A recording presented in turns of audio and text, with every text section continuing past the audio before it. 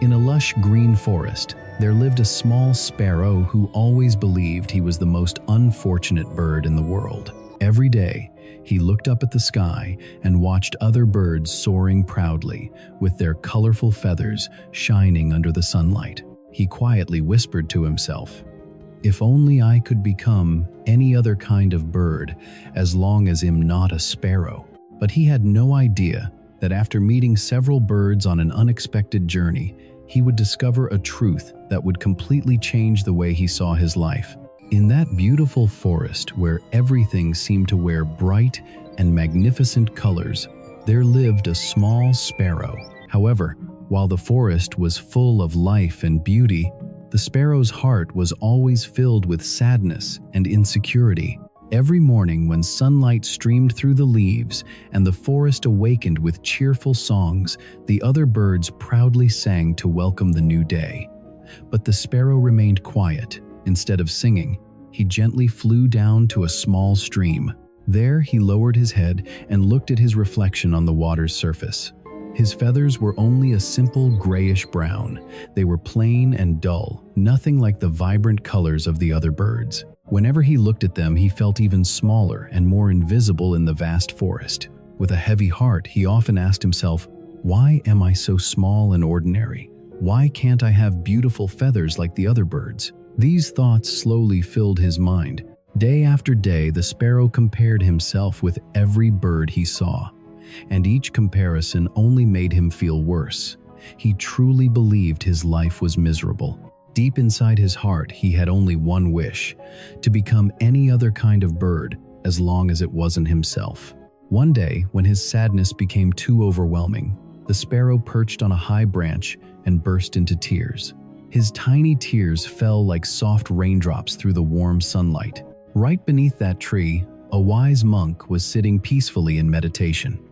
When the sparrow's tears landed on his face, the monk gently opened his eyes and looked up. He saw a small bird drowning in sorrow. With a calm and compassionate voice, the monk asked, "My little bird, why are you crying so sadly?" The sparrow flew down and landed near him. His voice trembled as he spoke, "Sir, I am very unfortunate. I am too small and my feathers are dull and gray. No one notices me. Whenever I come near humans, they chase me away. I hate these feathers, and sometimes I even hate my life." Through his sobs, he continued, "I wish you could turn me into any other kind of bird, except a sparrow." The monk looked at the little bird with a warm and understanding. "Smile, my child," he said gently. "I can help you become any bird you wish." The sparrow's eyes immediately lit up with hope. "Really, I would do anything." The monk nodded slowly. "But before I grant your wish, you must complete one small task." "I will do anything, sir," the sparrow replied eagerly. The monk said calmly, "Fly across the world and find a bird that is truly happy with its life. Listen carefully to their story. Then return to me and tell me what you have learned." Hope filled the sparrow's heart once again. Without hesitation, he spread his small wings and began a journey in search of happiness, a journey that would completely change the way he saw life. The sparrow flew far beyond his forest, searching for the happiest bird in the world. His first stop was a crystal-clear lake. There, a graceful swan was swimming peacefully across the water. Its pure white feathers shone brightly under the sunlight like fresh snow. The sparrow looked at the swan with admiration. "Mr. Swan," he said, "you are so beautiful and elegant. Surely you must be the happiest bird in the world." But the swan sighed softly. "Happy," the swan replied. "Oh no, my friend. I feel terribly plain. My feathers are only white. They have no colors, no variety. Sometimes I wish I had the bright red and green feathers of a parrot. Then my life would feel more colorful." The sparrow was surprised. He had never imagined that such a beautiful bird could feel unhappy. Continuing his journey, the sparrow flew to a garden filled with blooming flowers. There, he heard a beautiful melody floating through the air.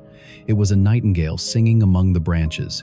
Its voice was so sweet and enchanting that the entire garden seemed to fall silent just to listen. The sparrow admired him and said, "Your voice is incredible. Everyone must admire and love you." but the nightingale glanced nervously at a bird trap placed nearby. "You don't understand," he said quietly. "This beautiful voice is actually my curse. Humans hunt me because of it. They lock me inside cages so I can sing for them. I live every day in fear. Sometimes I wish I could be small and unnoticed, like you." Still searching for happiness, the sparrow flew high into the mountains. There he met the eagle, the powerful king of the sky. With great respect, the sparrow said, "You are strong and fearless. Surely you must be the happiest bird of all." But the eagle's eyes looked distant and lonely. "My strength makes every creature fear me," he said quietly. "No one dares to come close. No one wishes to be my friend. Up here on the mountain, I live completely alone." Finally, the sparrow arrived at a zoo. There he saw a magnificent peacock with a tail spread wide like a rainbow of colors. Crowds of people gathered around admiring its beauty. The sparrow thought, "At last, I have found the happiest bird." But when the crowd left, the peacock stepped closer to the iron bars of its cage. "This beauty," the peacock said softly, "is actually my prison. I am trapped here so people can admire me."